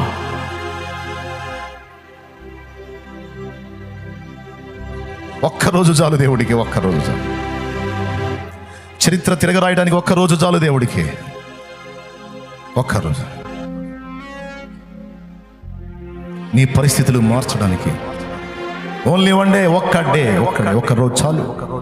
స్తోత్రం చెప్పు. నీ ప్రయత్నాన్ని సఫలపరుస్తున్నాను నా దేవునికి. ప్రార్థన. స్తోత్రములు స్తోత్రములు స్తోత్రములు స్తోత్రములు స్తోత్రములు తండ్రి. ప్రేమ కలిగిన మా దేవా, దయ కలిగిన తండ్రి, నీకు స్తోత్రాలు, వందనాలయ్యా. ఈ పునరుద్ధానపు వేళ, ఈ మొదటి ఆరాధనలో సూటిగా స్పష్టంగా నాతో, మాతో, మా అందరితో కూడా మీరు మాట్లాడిన ప్రతి మాటను బట్టి నిండు మనసుతో మీకు కృతజ్ఞతలు చెల్లిస్తూ ఉన్నాం ప్రభువా. ఈవేళ నాయన నీ బిడ్డల కన్నీళ్లు నువ్వు చూసావు తండ్రి. మా ప్రార్థనలు నువ్వు విన్నావు నాయన. అద్భుతమైన రీతిలో మా ప్రాణాలను సేద తీర్చినందుకొరకే నీకు స్తోత్రాలు ప్రభువా. నిన్ను ప్రేమిస్తూ నాయన నీ యందలే నిరీక్షణ కలిగి నువ్వు ఇవ్వబోతున్న ఆ శుభోదినం కొరకు, శుభోదయం కొరకు ఎదురు చూడడానికి సహాయం దయచేయండి తండ్రి. ఈ విశ్వాస యాత్రలో ఒక యోసేపు వలె నిన్ను ప్రేమిస్తూ నీ ఎడల నమ్మకంగా బ్రతకడానికి మాకు కృప దయచేయండి నాయన. మా జీవితాల్లో అద్భుతాలు చేయబోతున్నానని మాట్లాడావు తండ్రి. విడుదల కలిగించబోతున్నానని మాట్లాడావయ్యా. రోగముల నుండి స్వస్థతను ఇవ్వబోతున్నానని మాట్లాడావు తండ్రి. మా నిందలు పూదండలుగా మార్చబోతున్నానని మాట్లాడావయ్యా. నూతన కార్యాలు, నూతన అధ్యాయం మా జీవితంలో ప్రారంభించబోతున్నానని మాట్లాడావు. నిండు మనసుతో నీకు స్తోత్రాలయ్యా. మా ప్రతి కన్నీటి బొట్టుకి నువ్వు సమాధానం ఇవ్వబోతున్నందుకు నీకు స్తోత్రాలు చెల్లిస్తున్నాను తండ్రి. నీకు నిండు మనసుతో కృతజ్ఞతలు ప్రభువా. ఇప్పటికే ఎన్నో కార్యాలు మా జీవితాల్లో చేసావు తండ్రి. ఇక ముందు కూడా మీరు చేయబోతున్న కార్యాలను బట్టి నిండు మనసుతో మీకు కృతజ్ఞతలు నాయన, నీకు స్తోత్రాలు ప్రభువా. నువ్వు ఈరోజు పలికించిన మాటలు పూర్తి స్థాయిలో విశ్వాసం ఉంచి నాయన మా జీవితాల్లో అవి స్వతంత్రించుకోవడానికి సహాయం దయచేయి. ఇంతవరకు వాక్యం అందించిన మీ దాసులను మీ ఏడంతల ఆత్మచేత నింపండి ప్రభువా. మంచి ఆరోగ్యాన్ని, శక్తిని, బలాన్ని ప్రసాదించండి నాయన. నీకే వందనాలు తండ్రి, నీకే స్తోత్రాలు, కృతజ్ఞతలు చెల్లిస్తూ యేసు నామంలో అడిగి ప్రార్థించి వేడుకుంటున్నాము తండ్రి, ఆమేన్. ఈరోజు మాతో మాట్లాడాడు అన్న వాళ్ళు 2 చేతులు ఎత్తి దేవునికి గట్టిగా స్తోత్రం చెప్తారా? దేవుడు పలికించిన ప్రతి మాట అచ్చైనా పుల్లైనా అది తప్పిపోతూ ఖచ్చితంగా మన జీవితాల్లో ఆ కార్యాలు మనం స్వతంత్రించుకుంటాం. దేవుడు అట్టి కృప మనందరికీ దయచేయను గాక. చివరి ప్రార్థన చేద్దాం. ప్రేమ కలిగిన తండ్రి, నీకు స్తోత్రాలయ్యా, కృతజ్ఞతలనైనా. ఈ మొదటి ఆరాధన నీ నామానికి మహిమకరంగా జరిగించారు, అందును బట్టి నీకు స్తోత్రాలు చెల్లిస్తున్నాను తండ్రి. ఇక్కడ నిలవబడిన వ్యక్తుల జీవితాల్లో మీరు చేయబోతున్న కార్యాలన్నిటిని బట్టి నీకు స్తోత్రాలు చెల్లిస్తున్నాం ప్రభువా. త్వరలోనే, కొద్ది రోజుల్లోనే నీ బిడ్డలు సంతోషంతో, ఆనంద బాష్పాలతో, కృతజ్ఞతతో నాయన నీ సన్నిధిలో సాక్ష్యం చెప్పి గంతులు వేసేటట్లుగా అద్భుతాలు, సూచక క్రియలు, మహత్కార్యాలు, ఊహకు మించిన కార్యాలు మీరు జరిగించబోతున్నందు కొరకే మీకు స్తోత్రాలు నాయన. కృతజ్ఞతలు చెల్లిస్తూ ఉన్నాం ప్రభువా. అన్ని కార్యాలను బట్టి నీకు స్తోత్రాలయ్యా, అన్ని విషయాలను బట్టి నీకు స్తోత్రాలయ్యా. మా జీవితాల్లో నీ కదలికలను బట్టి నీకు స్తోత్రాలు నాయన. ఈరోజు మీ దాసుని ద్వారా మీరు మాకు అందించిన మాటలను బట్టి నీకు స్తోత్రాలు నాయన. నిండు మనసుతో నీకు కృతజ్ఞతలు చెల్లిస్తున్నాం తండ్రి. ఈ మాటలను విశ్వసించి ఆనందంతో, సంతోషంతో, కృతజ్ఞతతో, ఆనంద గానాలతో ముందుకు కొనసాగడానికి ఒక్కొక్కరికి కృప దయచేయండి నాయన. జరగబోయే 2వ ఆరాధన కూడా నీ నామానికి మహిమకరంగా జరిగించు తండ్రి. 2వ ఆరాధనలో కూడా నీ దాసుని బలంగా వాడుకొని నాతో, మాతో, ప్రపంచవ్యాప్తంగా ఉన్న క్రైస్తవులతో, అన్ని జనులతో, అందరితో మీరు మాట్లాడి మీ నామానికి మహిమ తెచ్చుకోండి అయ్యా. నీ బిడ్డలు బయలుదేరి వెళ్తుండగా మార్గాల్లో తోడుగా ఉండు నాయన. క్షేమకరమైన ప్రయాణం దయచేయండి తండ్రి. వారు తెచ్చుకున్న నూనెని శక్తితో నింపు నాయన. విశ్వాసంతో, ప్రార్థనతో వినియోగిస్తున్నప్పుడు బలమైన కార్యాలు జరగాలి నాయన. నీకు వందనాలు చెల్లిస్తూ యేసు నామములో అడిగి ప్రార్థించి వేడుకుంటున్నాం తండ్రి. మన తండ్రి అయిన దేవుని ప్రేమ, ఆయన ప్రియ కుమారుడును లోకరక్షకుడునైన యేసుక్రీస్తు వారి దివ్యమైన కృప, పరిశుద్ధాత్మ దేవుని యొక్క అన్యోన్యత సహాయ సహవాస సమాధానములు సమకూడిన మనకు సకల పరిశుద్ధులకు సార్వత్రిక సంఘం అంతటికి సదాకాలము తోడై ఉండి నిత్యంతములో చేరు పర్యంతం నడిపించును గాక. యేసు రక్తమే జయం, ప్రభు యేసు రక్తమే జయం. యేసు నామమునకు సంపూర్ణ విజయం కలుగును గాక. హల్లెలూయా, హల్లెలూయా. అందరం చెప్దాం హల్లెలూయా, హల్లెలూయా. కోట ముగించబడింది. మీ అందరికీ మరొకసారి ప్రభు పేరిట ప్రేమ వందనాలు, శుభాలు, దైవాశీస్సులు.